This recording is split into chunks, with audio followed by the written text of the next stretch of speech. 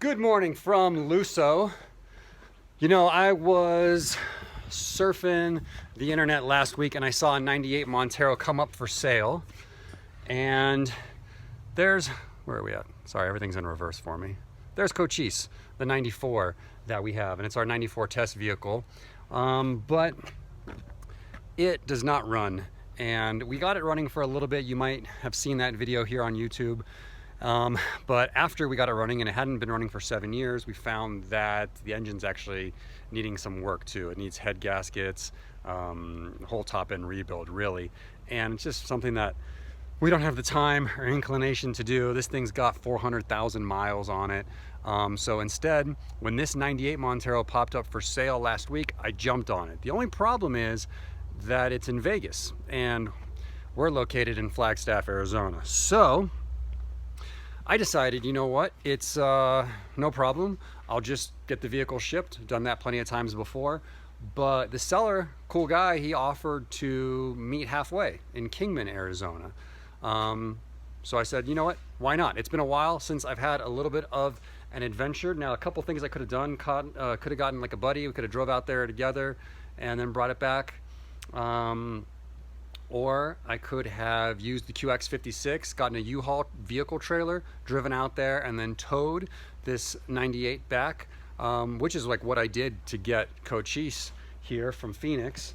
But I decided, you know what, it's been a while since I've had an adventure, so let's go on a little mini adventure. Not like a fly and buy, but we're gonna do a bus and fly with Greyhound. I've never ridden a Greyhound bus before, so I've heard all the things about Greyhound, how it's a nightmare and everything, but we'll see. So I've got my bags packed. I got that red suitcase just like full of tools, because you never really know. I don't really know anything about this vehicle. I bought it sight unseen off of like 7 photos, and I talked to the seller for like a few minutes and he says everything's good, so I'm taking his word for it. And yeah, so going out to the bus station right now and then on our way to Kingman. Join me.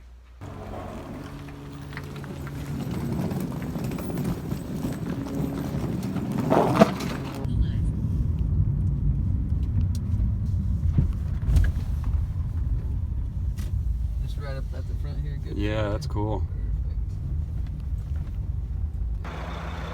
The bus is here. From what I've been reading about Greyhound, that's half the battle, is just making sure your bus shows up. So fingers crossed, you guys.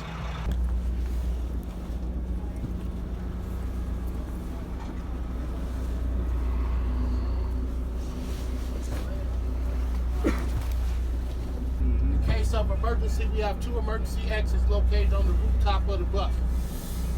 One in the front, one in the back. Everybody knows our emergency exit.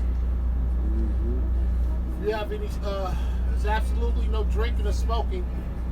Federal law prohibits any alcoholic beverages, smoking of any sorts, including electric vapes. Don't do it. If you do it on here, I'm gonna pull the bus over and have them come take you off. So when I get to them stops, when I get to the next 2 stops, and you want to get off and smoke, you're more than welcome. Drink anything, don't come back on this bus tripping. Or I'm gonna call them folks to come get you. Plain and simple. You have any cell phones, electronic devices, please have headsets, keep the volume low. People in the front shouldn't hear the people back there, the people in the back shouldn't hear up here. Those that like to talk on speakerphones and video chats, you need to put that phone to your ear or turn the volume down low. The bus do not need to hear what you and the other person is talking about. Last but not least is masks. Masks are not required. All they ask is that you cover your mouth. You have anybody sitting next to you or around you hacking, sneezing, coughing, and they're not covering their mouth, I do got permission to pull the bus over, have them come take you off. Cover your mouth. I'm not going to tell you. I've been doing this 22 years, so I done seen the best of the best and the worst of the worst. So, but I don't really trip on assigned seats. You can move around, be comfortable.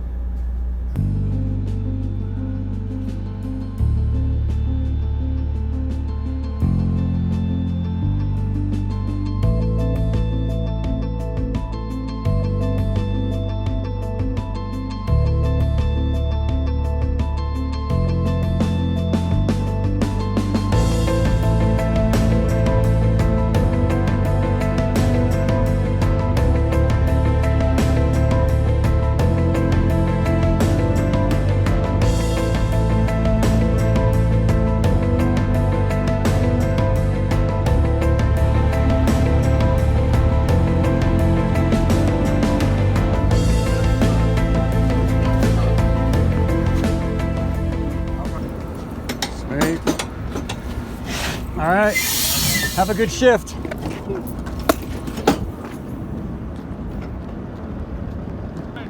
How are ya? Hey, Marco. Thanks a lot for doing this. Yeah. How are ya? Hey, you made a whole family adventure out of it, huh? Behind the wheel of a Gen 2.5. It has been a while. Ever since I sold my 98 Black Betty, like 4 or 5 years ago when I got into Gen 3s and decided to make the switch from a Gen 2.5 to Gen 3. And I've missed that thing. I had that thing, it was built up so nicely, but I wanted more power for towing. I had a little camper that I was doing a lot of camping trips in, and I just wanted more power was the main reason. I mean, there was a lot of other things why I made the switch from Gen 2 to 3, but that was probably the main one. A little bit more leg room for sure, but man, it feels good to be in a Gen 2.5 again. This is the same year, same color, so that played a lot into this decision. But yeah, I'm on my way now to the MVD. It's just down the road, so I can get this thing registered, hopefully. So Johnny Law has no reason to pull me over on the drive home. First issue, the door lock does not seem to do anything. So we just got to do this the old-fashioned way.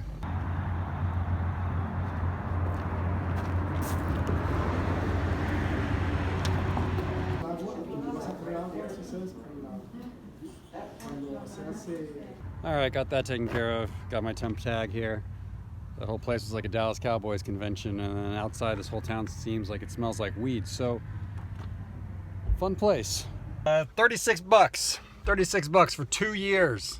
People in California, how do you like that? 36 bucks. And now I gotta stop and get some food.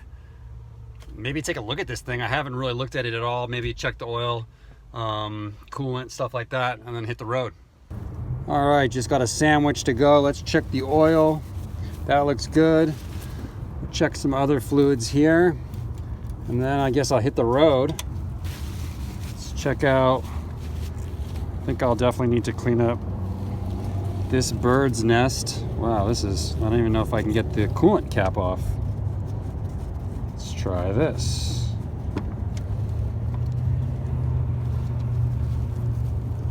Turn that.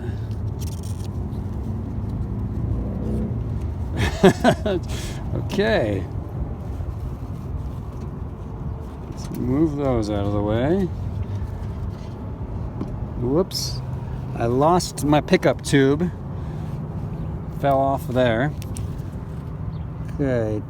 Doesn't look that great in there. A little bit of gunky residue and stuff in there. Looks like there's actually another tube that fell in there. This is the second one to fall in there. Oh well. So the reason that tube just fell off from inside the reservoir is because it's not the right size tube. It's just like a generic piece of hose and it's a little bit too big. So definitely gonna switch out this reservoir once I get back, because we have new replacement ones in stock. And also the coolant situation in there, it's kind of like grimy. It's not just straight coolant. It's almost like it's got, I don't know, dare I say, some oil mixed into it, kind of slimy. So that's definitely something to keep an eye on, but I honestly just think it's gunk, yucky stuff that's kind of like built up in this original tank. But you know, before I put my foot in my mouth, let's check the oil cap here.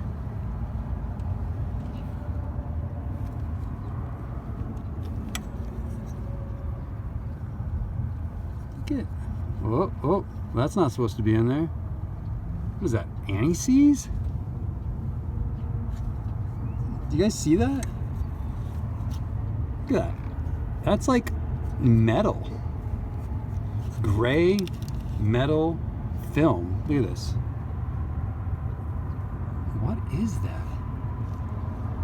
It's not milky, but it is unusual. I don't know what that is, but we're gonna send it. It's almost 5 o'clock in Kingman.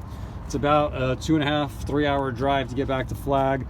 So it's time to hit the road and jam.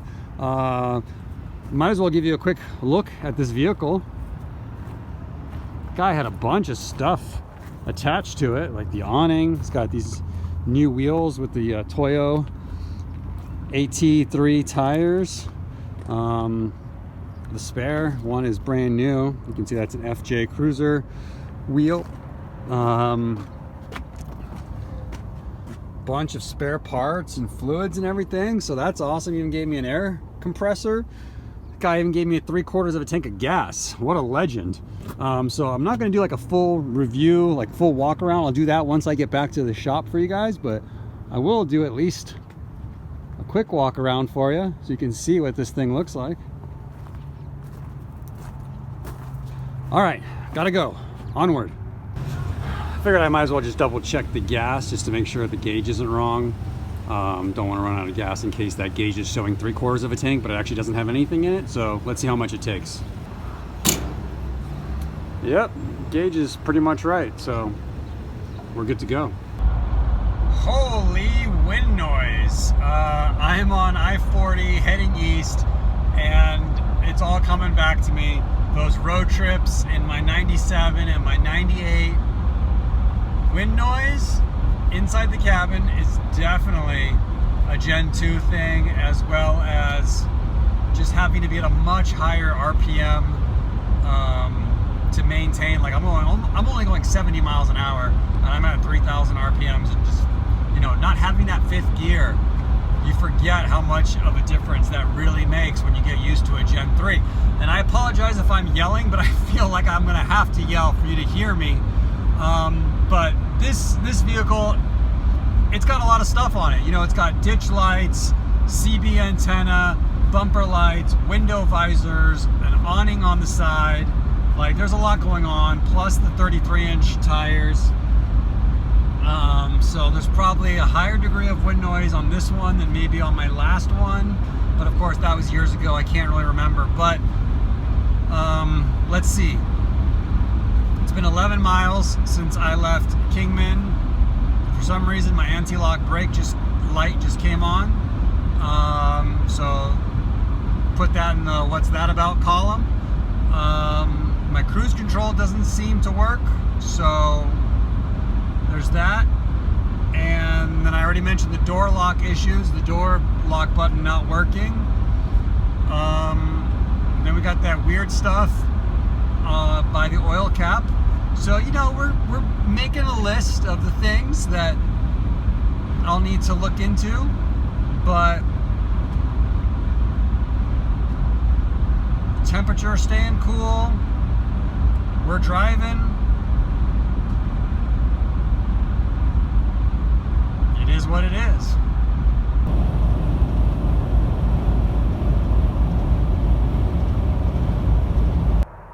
Well, I'm about to lose daylight. I just pulled off the interstate because I wanted to eat that sandwich that I bought in Kingman, and also just to check fluids again, see how we're doing. Truck's running really well. Temperature staying right in the middle. Like I said, cruise doesn't seem to work, and no big deal. Maybe it's just a fuse or something, but yeah, so far so good. It's like a Motel 6 sign. I just got back to Flagstaff, heading home. Just went and put some gas in it. 10.9 gallons it took. Correcting for the 33-inch tires, I got 13.9 miles per gallon, which is not great, but you know, without having 490s, and it's pretty much mostly going uphill, I can understand it. So yeah, I just wanted to stop and get gas to calculate my first trip in this beast, the MPGs by hand.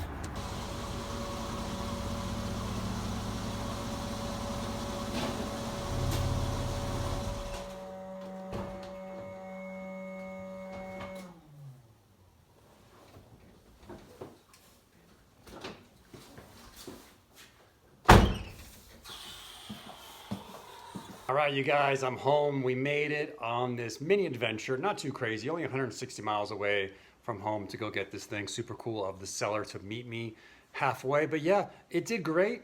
You know, lots of small little quirks to kind of fix and look into. One major thing to investigate, but it drove great. It didn't look like it used any oil. And yeah, I'm excited. I think it was a good purchase. I think it's going to take the place of Cochise as the Gen 2/2.5 test vehicle, which means that Cochise's days, that 94 that doesn't run, I think its days are numbered, so probably going to be parting that out here pretty soon. And what else can I tell you? It's not even 8 o'clock yet, so yeah, this was no big deal. I love it when everything goes to plan, because there was a lot of moving parts in this plan. You know, the bus had to show up on time, it had to not break down, there had to be no crazy tweakers on the bus, the guy had to show up from Vegas, the car had to be as advertised, the DMV, I needed to have enough of a window to get this thing registered and have no title issues, and then it had to make the drive home. But all those things happened, and I love it when something like that comes together. So what did I think of Greyhound? I haven't really addressed that yet. That was fine. I mean, it was only like a 2.5 hour trip. I don't think I'd want to be on there for longer than that. And the bus was only half full. But I gotta say, that departure briefing that the driver made, that was amazing. Drink anything, don't come back on this bus tripping. That should be how all airlines give their briefings in the beginning of a flight. That was great. Telling people not to be on like video chat on speaker phones, keep the volume down. Loved it. And what else? It did stink though. That kind of sucked. Like every time we went over a lot of bumps on the highway, it would kind of like stir up everything in the bathroom, and it just kind of smelled like a porta potty in the bus. And I had to kind of move towards the back of the bus, even though I had reserved like the 5th seat from the front, because the outlet didn't work. And so I just kind of went back through all the different rows and trying different outlets until I found one that worked. The bus was all like rattling, like I was right above like the rear wheel, I think. And everything was just like shaking the whole time. But whatever, for less than 40 bucks to go there, it worked out fine. And it would have sucked if this thing didn't come through, if the guy didn't show up, whatever, I was just stranded in Kingman, that would have sucked. But yeah, you'll be seeing more videos on this thing. We'll do a full walk around in the next video, and I'll show you all like the quirks and features and all the stuff that has been added to this vehicle, because there's a lot of stuff bolted onto it. And yeah, other than that, I'm kind of tired. I forgot to mention that one of my kids woke up at like 4 o'clock in the morning with a bad dream. So I'm operating on like 4 hours of sleep. So I'm excited to be home. And that's it for this one, guys. Thanks so much for watching, and Viva Montero.